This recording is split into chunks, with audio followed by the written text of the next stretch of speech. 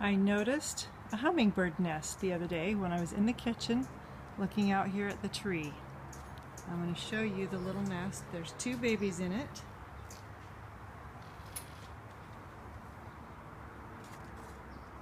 There it is. There's the two babies. Nest, got lichen and all kinds of stuff on it that they've used to build it. My phone isn't focusing very good. I can hear Mama in the trees nearby chirping. She's worried. Anyway, it's very fun. I didn't notice her till the other day, so I didn't get to see the little teeny tiny eggs. But there's two babies. It looks like they're getting big enough. They're going to be ready to fly soon. I'll have to pay attention.